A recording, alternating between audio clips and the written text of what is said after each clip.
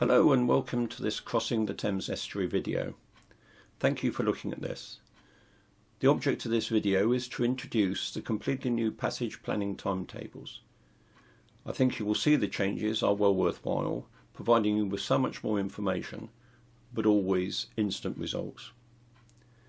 As many of you know, the Thames Estuary is a complex and challenging area with confined channels, shoal waters, determined sands and shifting sands, plus busy shipping traffic, 3 major ports and 6 wind farms in and around it. But the estuary can be safe and is fascinating, interesting and has a wide selection of destinations to enjoy. The 3rd edition describes 60 safe, feasible and viable routes between the Kent, Essex and Suffolk rivers for safe passage.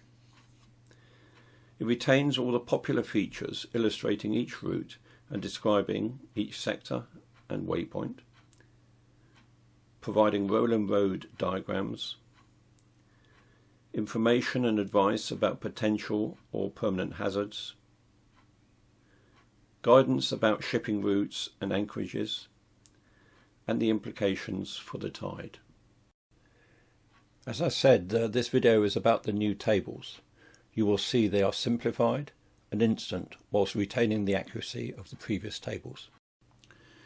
The tables do have a lot of figures, but that is because it provides you all the data for the 60 routes, whether northwards, southwards, on springs or neaps, and at 4, 5, 6 or 7 knot boat speed.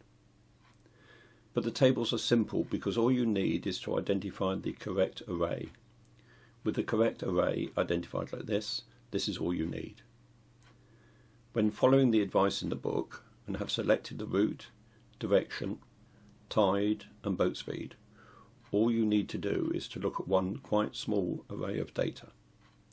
And of course you can always quickly compare different arrays, such as between 4 knots and 5 knots arrays. When you open the book at the first of the new tables, you will see a double page. The double page is for one route, the left page for northwards, the right for southwards. Each page is halved. The upper half is for spring tides, the lower for neaps. Each half has 3 arrays of data, each for 4 knot boat speed, 5 knots or 6 knots. The array for 7 knots are in a separate supplement at the back of the book, but they work in exactly the same way. We will zoom into the array for the 4 knot spring tide tables using route 1 northwards. In the book there are 5 alternative routes between Ramsgate and the River Blackwater, and we'll use one route to illustrate how the tables work. This is the route. Route 1 between Ramsgate to the River Blackwater via Fisherman's Ghat and the Southwest Sunk Swatchway. Each route comprises a number of sectors. In this route there are 8 between Ramsgate and the Landfall waypoint at the Blackwater. Sector 1 is from Ramsgate to North Foreland. Sector 2, North Foreland to the East Margate.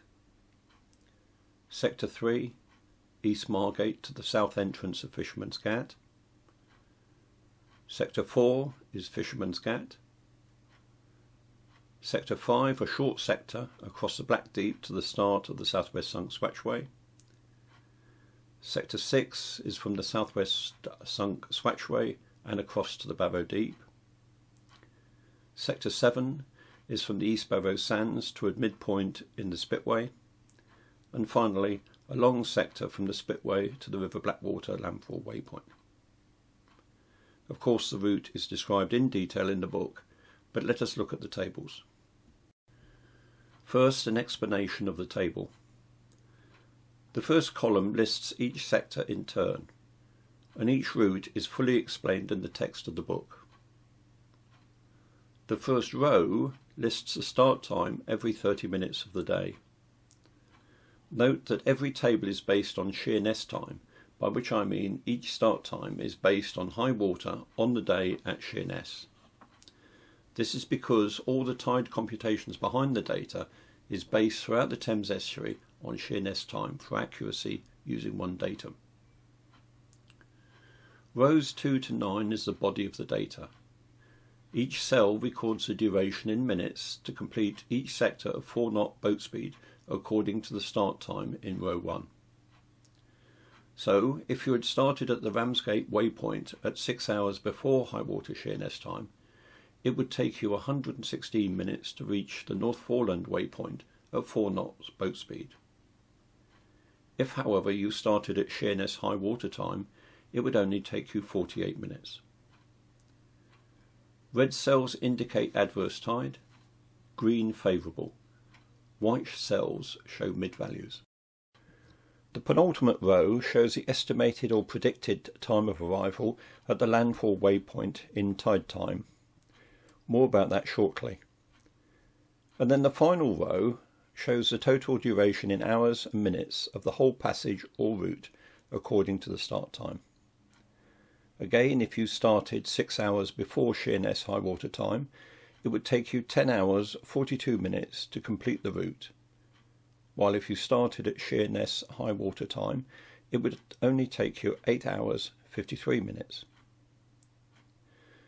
There are 2 additional features to explain.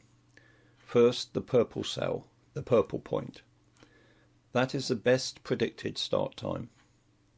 That is the prediction for the quickest passage of the route at that boat speed. Note that at 4 knots, that is for a 30-minute start before Sheerness high water. But if you could average 5 knots boat speed, the best start time would be 30 minutes after Sheerness high water.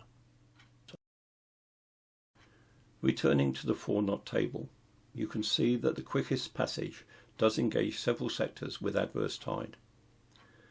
This is a feature of the estuary and the route, swings and roundabouts here. Good sectors can offset the adverse sectors. In a moment we can consider alternative start times, but before that, note the boxed italic values. That is for sector 7, which ends at the midpoint of the spitway. The spitway is currently the most shallow common swatchway in the estuary. Between the safe water buoys you will find depths of 1.4 metres at chart datum, so you may be concerned at arriving at low water at the spitway. The table provides important information in that boxed italic sector. That marks arrival at the midpoint of the spitway approximately between 1 hour before and 1 hour after local low water, i.e. at the spitway. The best predicted start time does bring the boxed and italic section into play. It is at the end of the boxed section that it will be indicating that it is within an hour after low water, and the local flood tide will already be in progress. The red and green tables provide so much information. If you choose to arrive later at the spitway, the tables show you instantly you could delay a start time for 30 minutes, only extending the overall passage time in 7 minutes, or delaying an hour at the expense of 24 minutes. The array provides you with a window either side of the best predicted start time. You can widen that window at your choice, such as 30 minutes or more or less. The width of the window will vary according to speed, direction or route. Each route is different, hence a comprehensive book of tables for each of the 60 routes, northwards, southwards, springs or neaps, at 4, 5, 6 or 7 knots. You can see the consequences or benefits if you get unexpectedly delayed during the passage, or decide to start earlier. You can determine to arrive, for example, at a new destination in daylight, or at a reasonable time to arrive at the destination for a berth. All you have to do is have the time of the high water at Sheerness on the day in question. I did say that we would return to the penultimate row. That records the estimated or predicted time in Sheerness tide time at the arrival at the landfall waypoint. The point of this row is because, with the exception of the Ramsgate waypoint, all landfall waypoints ends at the entrance of the rivers. This is because detailed tide data ceases at the entrance of each river, with the exception of the Medway, but more about that in a moment. But the row is important because each reader may have a different ultimate destination. For the River Blackwater, it might be West Mersey, Bradwell or Tollesbury Marina, Heybridge Basin or Malden. Different ultimate destinations can need to arrive at the right state of tide. Let us take Malden as an example, which dries completely. The penultimate row shows whether we still have the flood tide to carry the flood from the landfall waypoint right up to Malden. Reverting back to the 4-knot table and the purple point, we can see we are predicted to arrive at the Blackwater landfall waypoint at 3 hours 43 minutes before high water Sheerness. Since Malden high water is close to high water Sheerness time, we can be confident that we have at least 4 hours of water to reach Malden.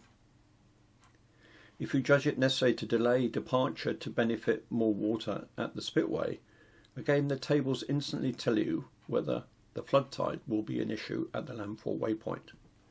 This affects the breadth of the window. If you delayed at a start time at 1 hour after Sheerness, it is only 30 minutes longer than the best time, but you would arrive at the entrance of the Blackwater with only 1 hour and 45 minutes left with the flood. So you've just seen how quickly the tables now work for you. Select the route, the direction, springs or neaps, and your expected average boat speed. Then instantly in the right table is the purple point showing you the quickest passage time. But the tables are not just about the quickest passage time across the estuary. They present you all the data you need to make the choices, such as avoid low water at swatchways, judge to arrive in daylight if possible or desired, or arrive at the entrance of each river at the right state of tide for your final destination. The red and green tables are development from the tables created in editions 1 and 2. The original tables are still entirely valid and correct, but the red and green tables are a product of quite substantial work to do all the work for you. No chart plotter can provide you with this sort of data. Supporting the book is the website. This has some extras. A check on weekly notices to mariners, which are displayed with illustrations. Updates on each route as necessary. Downloads on updated chartlets as required. And some additional advice as to timing for ultimate destinations, especially for River Medway users. I endeavour to respond to all queries on the website as quickly as possible. I hope this short explanation shows how simple the tables are and how important, considering the data, can be to make the choices for a safe, comfortable and enjoyable passage anywhere in the estuary. Thank you for watching.